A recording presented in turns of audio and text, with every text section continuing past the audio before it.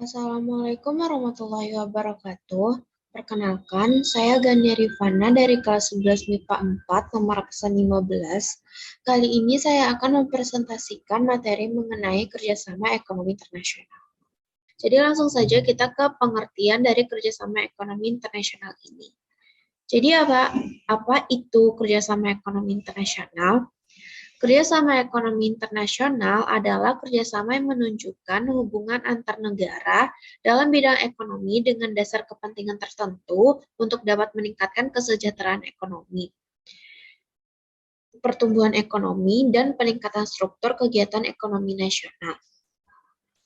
Dalam sebuah kerjasama ekonomi antar negara, setiap pihak yang melakukan kerjasama mengharapkan sebuah keuntungan.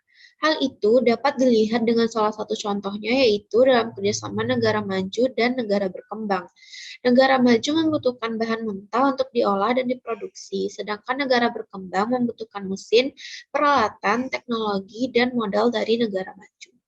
Selanjutnya, apa-apa saja sih manfaat dari kerjasama ekonomi internasional ini?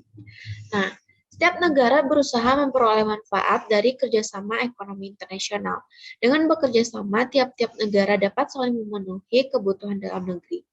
Manfaat kerjasama internasional bagi negara yang terlibat antara lain meningkatkan keuangan negara, meningkatkan investasi, meningkatkan daya saing ekonomi, menambah devisa negara, memperkuat posisi perdagangan, mendorong transfer teknologi, menjaga kestabilan harga dalam negeri, serta memperluas ketersediaan lapangan kerja.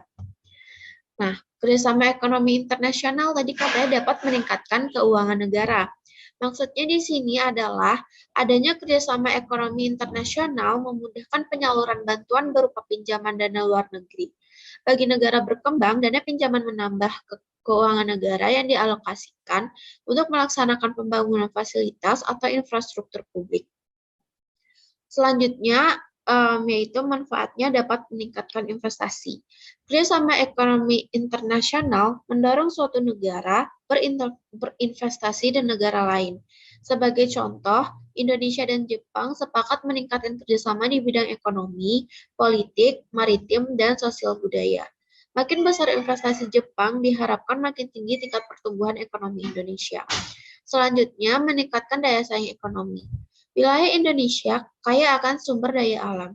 Di sini, Indonesia perlu mengolah bahan mentah menjadi barang yang jadi berkualitas ekspor, agar komoditasnya berkualitas. Dengan komoditas berkualitas, Indonesia dapat meningkatkan daya saing ekonominya. Selanjutnya, manfaat kerjasama ekonomi internasional yaitu dapat menambah devisa negara. Kegiatan ekspor impor berpengaruh terhadap cadangan devisa negara. Makin besar kinerja ekspor, cadangan devisa suatu negara akan bertambah. Selanjutnya, dapat mendorong transfer teknologi. Contohnya, investasi yang ditanamkan Jepang di Indonesia. Penerapan teknologinya membutuhkan tenaga ahli untuk mengoperasikannya. Akhirnya, tenaga ahli dari Jepang didatangkan ke Indonesia untuk mengajari tenaga kerja di Indonesia. Selanjutnya, bentuk-bentuk kerjasama ekonomi internasional. Kerjasama ekonomi ini terbagi ke dalam 4 kategori, yaitu yang pertama sendiri yaitu kerjasama bilateral. Kerjasama bilateral ini merupakan kerjasama ekonomi yang melibatkan dua negara dan bersifat saling menguntungkan. Salah satu contohnya yaitu kerjasama antara Indonesia dan Korea Selatan. Untuk mewujudkan kerjasama ekonominya, perdagangan dan investasi, kedua negara membentuk Indonesia-Korea Joint Task Force on Economic Cooperation yang menyelenggarakan pertemuan tahunan sejak tahun 2007. Selanjutnya, ada kerjasama regional. Kerjasama regional merupakan kerjasama yang dilakukan oleh negara-negara yang berada di kawasan tertentu yang biasanya berdekatan. Salah satu contohnya yaitu negara-negara di kawasan Asia Tenggara yang membentuk ASEAN. Kerjasama regional ini dipengaruhi faktor kesamaan latar belakang sejarah, letak geografis, dan teknik pemasaran. Selanjutnya ada kerjasama multilateral. Kerjasama multilateral merupakan kerjasama yang dilakukan antara dua negara atau lebih dan tidak dibatasi oleh wilayah tertentu, tetapi lebih bersifat internasional. Contohnya, kerjasama World Trade Organization atau WTO yang diikuti hampir seluruh negara di dunia. Selanjutnya ada kerjasama antar regional. Kerjasama ini merupakan kerjasama yang dilakukan antara dua atau lebih lembaga-lembaga ekonomi regional.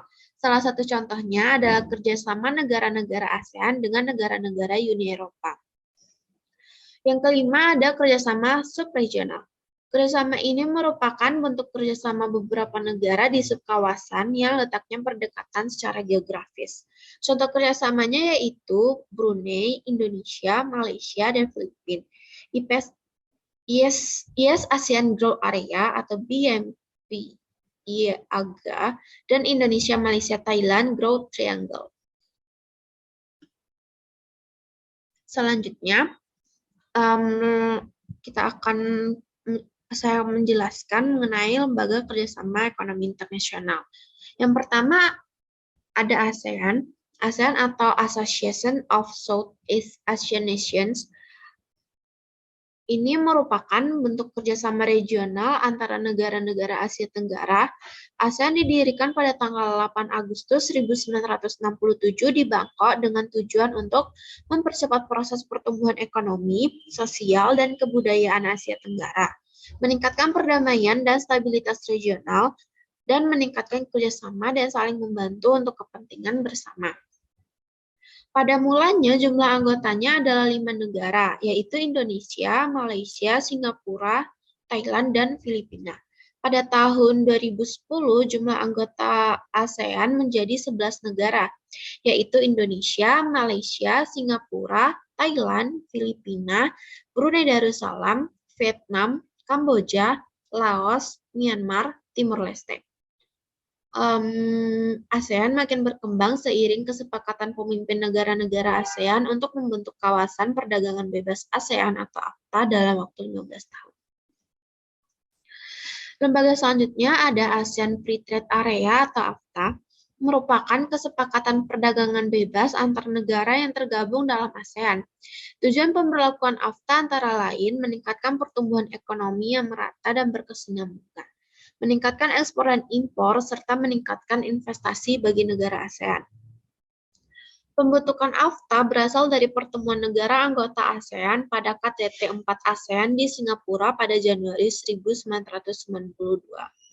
Selanjutnya ada International Monetary Fund atau IMF. IMF didirikan pada tanggal 27 Desember 1945 setelah diadakan konferensi di Bretton Woods, Amerika.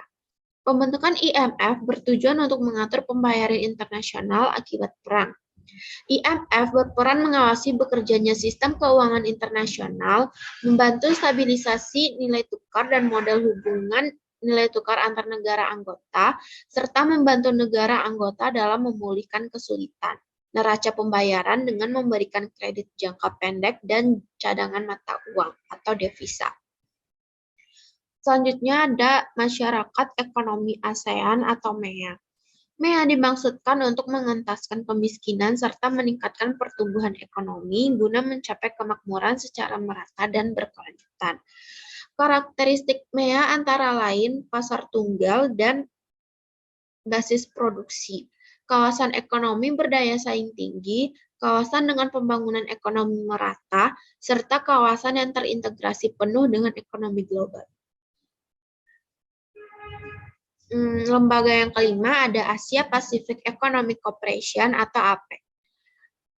Lembaga ini dibentuk pada tahun 1989 dengan tujuan untuk menjalin kerjasama di bidang perdagangan, investasi, dan pariwisata, dan juga untuk meningkatkan kualitas sumber daya manusia.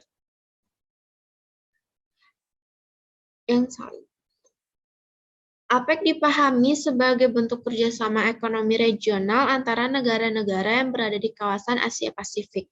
Indonesia telah 2 kali menjadi tempat pertemuan para pemimpin negara anggota-anggota APEC. Pertama kali di Bogor pada November 1994 dan kedua di Bali pada Oktober 2013. Lembaga selanjutnya ada Bank Dunia atau World Bank. Lembaga ini didirikan pada 27 Desember 1945 dan bertugas memberikan bantuan ekonomi untuk perbaikan usaha-usaha pembangunan dan perkembangan negara. Anggotanya dengan memudahkan penanaman modal untuk tujuan yang produktif. Bank Dunia bertugas untuk menangani masalah investasi internasional. Lembaga yang ketujuh ada Uni Eropa, didirikan pada tahun 1957 dengan tujuan untuk menyusun politik perdagangan bersama dan mendirikan daerah perdagangan bebas antara negara Eropa. Uni Eropa ini merupakan lembaga kerjasama ekonomi dan sosial negara-negara di Eropa. Uni Eropa merupakan blok regional paling terintegrasi beroperasi sebagai pasar tunggal dengan mata uang bersama atau euro. Lembaga yang kedelapan ada International Labour Organization atau ILO. Lembaga ini didirikan pada tahun 1919 dengan tujuan untuk menciptakan perdamaian melalui keadaan sosial, perbaikan nasib buruh, stabilitas ekonomi sosial, dan menyusun hukum perburuhan. ILO didirikan sebagai bagian dari persetujuan Versailles setelah Perang Dunia I. Akhirnya, lembaga ini menjadi bagian dari PBB setelah pembubaran LBB di penghujung Perang Dunia II. Selanjutnya, lembaga yang ke-9 ada Organization of Petroleum Exporting Countries atau OPEC. Lembaga ini didirikan pada tanggal 14 September 1960 dengan tujuan menentang penurunan harga minyak serta mengusahakan seragamnya harga minyak di pasaran dunia. OPEC yang merupakan organisasi negara pengekspor minyak didirikan pada tanggal 19 September 1960 ini atas prakarsa 5 negara, yaitu Irak, Iran, Kuwait, Arab Saudi, dan Venezuela. Lembaga selanjutnya ada ASEAN Development Bank atau ADB. Tujuan utama didirikannya ADB adalah meminjamkan dana dan memberikan bantuan teknik kepada negara-negara yang sedang membangun. Bank Pembangunan Asia bergerak di bidang pembangunan di negara-negara Asia yang sedang membangun. Negara yang menjadi anggota ADB adalah negara-negara di kawasan Asia Timur Jauh, termasuk Pasifik Selatan. Selanjutnya, ada lembaga North American Free Trade Agreement atau NAFTA.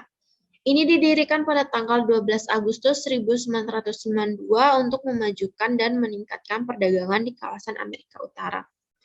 Kanada, Amerika Serikat, dan Meksiko menyepakati dibentuknya kawasan perdagangan bebas sesama mereka. Lembaga selanjutnya, yang ke-12, ada World Trade Organization atau WTO, yang merupakan lembaga organisasi perdagangan dunia yang didirikan pada bulan Januari 1995 dengan tujuan menghilangkan rintangan-rintangan dalam perdagangan antar negara anggota dan mengatasi adanya perselisihan dalam perdagangan. WTO merupakan organisasi pengganti GATT yang berdiri tahun 1947 dan mengatur masalah tarif dan perdagangan. Lembaga yang ke-13 ada Islamic Development Bank atau IDB. Didirikan tanggal 23 April 1975 dengan tujuan membantu pembangunan ekonomi dan sosial negara anggotanya. Negara-negara anggotanya yaitu negara-negara Islam dan meningkatkan pembangunan di bidang ekonomi dan sosial. Iuran dan setoran anggota IDB ini dijantakan dalam satuan ID atau Islamic Dinar. Selanjutnya ada ASEAN Productivity Organization atau APO. Lembaga ini didirikan pada tahun 1961 dengan maksud untuk meningkatkan peranan produktivitas dan pengembangan ekonomi. Anggota-anggotanya adalah negara-negara Asia seperti Hong Kong, Jepang, Pakistan, dan Singapura. APO ini mempunyai tujuan meningkatkan produktivitas di negara-negara Asia. Produktivitas ini bukan saja soal teknik, tetapi juga berkaitan dengan aspek pembangunan nasional yang tercermin dalam rencana pembangunan dan berpegang pada kesejahteraan melalui produktivitas. Kegiatan produksi terus meningkat dari tahun 1985 hingga sekarang masih terus berkembang. Peranan APO ini penting untuk meningkatkan pengelolaan kegiatan produksi di Indonesia. Selanjutnya ada lembaga United Nations Development Programme yang merupakan badan dari Bank Dunia yang memberi bantuan teknis dan pembangunan di dunia, khususnya untuk negara berkembang. Indonesia telah beberapa kali mendapat bantuan dari UNDP. Selanjutnya, lembaga yang ke-16 adalah Economic and Social Council. Lembaga ini merupakan dewan ekonomi dan sosial yang membantu perkembangan ekonomi, sosial, kebudayaan, kesehatan, dan menjamin hak-hak manusia untuk mengatasi kemiskinan, kesengsaraan, dan penindasan. Tujuannya adalah untuk mempertinggi mutu kehidupan, bantuan ekonomi dan sosial, membantu menyelesaikan masalah-masalah sosial dan kesehatan internasional, dan mengembangkan hak-hak asasi manusia. Lembaga ini banyak bekerja sama dengan PBB dan badan-badan lain di luar PBB. Baiklah, sekian presentasi dari saya. Mohon maaf atas segala kesalahan. Wabillahi taufiq wal hidayah. Assalamualaikum warahmatullahi wabarakatuh.